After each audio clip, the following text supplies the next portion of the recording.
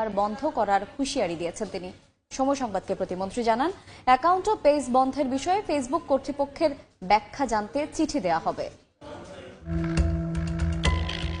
সম্প্রতি তৃতীয় পক্ষের মাধ্যমে পরিচালিত এক অনুসন্ধানে বাংলাদেশের 50টি ফেসবুক অ্যাকাউন্ট এবং 98টি ফেসবুক পেজ বন্ধ করেছে মেটা। তাদের ভাষায় সহিংস মতবাদ ছড়ানো হয় এসব পেজ ও অ্যাকাউন্ট থেকে, কিন্তু আসলেই কি তাই?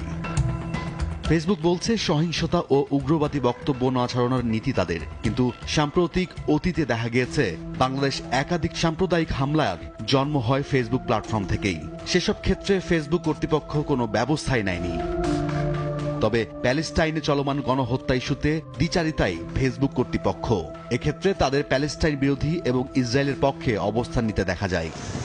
তারেক রহমান ও কোকোর অর্থ পাচার নিয়ে মার্কিন গোয়েন্দা সংস্থা FBI এর সাক্ষ্য ও সিঙ্গাপুর পুলিশের তথ্য থাকা সাপেক্ষে দেশের আদালতে এ দুজন দুর্নীতির দায়ে দোষী প্রমাণিত হলেও বিষয়টিকে ফেসবুক বিএনপির বিরুদ্ধে দুর্নীতি অভিযোগ হিসেবে বর্ণনা করেছে।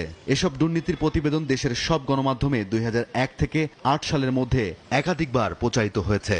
তারপরও এই বিষয়গুলো আমলে নেওয়া হয়নি মেটার নিজস্ব তদন্ত প্রতিবেদনে।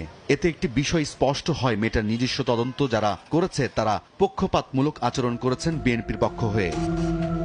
এসব বিষয় আমলে নিয়ে মেটা ও তার তদন্তকারীদের বর্ণিত ব্যাখ্যাকে স্পষ্টভাবে রাজনৈতিক উদ্দেশ্য প্রণোদিত বলে মনে করছেন সংশ্লিষ্টরা। তথ্য প্রতিমন্ত্রী বলছেন, এমন আচরণের ব্যাখ্যা চেয়ে ফেসবুক কর্তৃপক্ষকে চিঠি দেওয়া হবে। সদুত্তর বা ব্যবস্থা না নিলে প্রয়োজনে বাংলাদেশে ফেসবুক ব্যবহার বন্ধ করে দেওয়া হবে। মেটা যদি এসব জামাত শিবির রাজাকারের উপরে ভর করে এগুলো করে, আমরা দরকার অফ করে দেবো। পৃথিবীর বহু দেশে হোয়াটসঅ্যাপে ফোনে কথা বলা যায় না, মিডল ইস্টের অনেক দেশ থেকে। পৃথিবীর বহু দেশে এই মেটা ফেসবুক নাই, অসুবিধা কি? এদেশে আইন অনুযায়ী অপারেট করবে, নাহলে এদেশে আমরা এদেরকে ঢুকতে দেবো না। এর বিপরীতে বিএনপির অফিসিয়াল ফেসবুক পেজ থেকে একাধিকবার সাধারণ নাগরিকদের জনজীবন স্তব্ধ করে দেওয়ার হুমকি, আইন শৃঙ্খলা রক্ষাকারী বাহিনীকে হুমকি ও টানা সহিংসতার বার্তা প্রচার করা হলেও এ বিষয়ে ফেসবুক কোনো ব্যবস্থা গ্রহণ করেনি। এমনকি দলটির কিছু নেতাকর্মী আওয়ামী লীগের জন্য 25 মার্চ ফিরিয়ে আনার কথা ঘোষণার মাধ্যমে যে হত্যার হুমকি প্রদান করেছে সে বিষয়েও ফেসবুক কর্তৃপক্ষ কোনো ব্যবস্থা গ্রহণ করেনি এখন পর্যন্ত।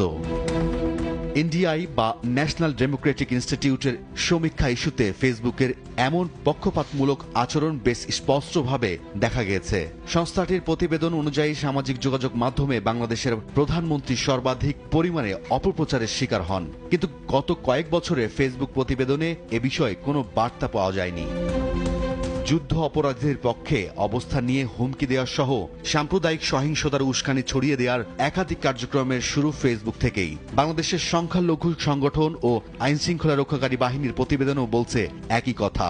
এ বিষয়ে নীরব ফেসবুক কর্তৃপক্ষ। বাংলাদেশে পাকিস্তানের শোষক গোষ্ঠীর চালানো গণহত্যা ও বুদ্ধিজীবী হত্যা নিয়ে ছবি প্রকাশ হলে ফেসবুক কর্তৃপক্ষ তা বন্ধ করে দেয়। যেমন বর্তমানে ফিলিস্তিনে ইসরায়েলের গণহত্যার বিরুদ্ধে প্রতিবাদ জানিয়ে লেখা ভিডিও বা ছবি প্রকাশ করলে ডিলিট বা অ্যাকাউন্ট বন্ধ করে দেওয়া হয়, যার কোনো ব্যাখ্যা তারা দেয় না। এটাকে ফেসবুকের স্বেচ্ছাচারী আচরণ হিসেবে দেখছেন অনেকেই। 2013 সাল থেকেই আওয়ামী লীগের বিরুদ্ধে বিএনপি, জামাত ও তাদের অঙ্গ সংগঠনগুলোর গুজব, মিথ্যা তথ্য প্রচার ও বিভ্রান্তিকর বার্তা প্রচার করে আসছে। সেসব আমলে না নিয়ে প্রথমবারের মতো বাংলাদেশকে কেন্দ্র করে এভাবে প্রতিবেদন দিল মেটা। এর কারণ হিসেবে মূলত বাংলাদেশ সরকারের ইসরায়েল বিরোধী অবস্থান ও ফিলিস্তিনের প্রতি পূর্ণ সমর্থনকে সামনে আনছে অনেক বিশ্লেষক। আর এ কারণেই তাদের উপর নেমে এসেছে ফেসবুকের সাসপেন্ড ও ব্যান্ড বা শাস্তির খড়গ। মেটা তার নামের সাথে একটা কলঙ্ক যুক্ত করছে। এগুলো এইসব যদি করে তাদের সতর্ক হতে বলবো মেটাকে। They have to be careful, যে যাকে তাকে দিয়ে সব রিপোর্ট যাতে না করে, তাহলে তার ক্রেডিবিলিটি থাকবে না। ওরা যদি ইনভেস্টিগেশনটা না করে, প্রতিবেদনগুলি যে বায়াসড হচ্ছে এগুলো যদি মেজার্স না নেয়, আমরা কাউন্টার মেজার নিব। সম্প্রতি ছাত্রলীগ যুক্তরাষ্ট্রের শিক্ষার্থীদের সঙ্গে একাত্মতা প্রকাশ করে বাংলাদেশে ফিলিস্তিনের পক্ষে সর্ববৃহৎ শিক্ষার্থী র্যালি ও মানববন্ধন করে। কিন্তু আওয়ামী লীগের বিপরীতে বিএনপিকে দেখা যায় ইসরায়েল ফিলিস্তিন ইস্যুতে একেবারেই নীরব ভূমিকায়। কূটনৈতিক বিশ্লেষকদের মতে যুক্তরাষ্ট্র সরাসরি সরকারকে চাপ না দিলেও মার্কিন প্রতিষ্ঠান মেটার মাধ্যমে তার একটি পথ তৈরি করা হয়েছে, যার শুরু এই প্রতিবেদন।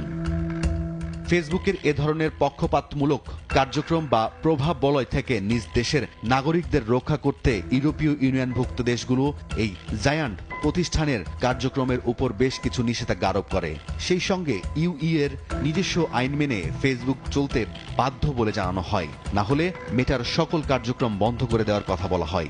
কিন্তু বাংলাদেশের পক্ষ থেকে একই দাবি উত্থান করা হলে বিষয়টিকে বাক স্বাধীনতার উপর হস্তক্ষেপ বলে প্রমাণের চেষ্টা করা হয়। সময় সংবাদ, ঢাকা। চট্টগ্রামে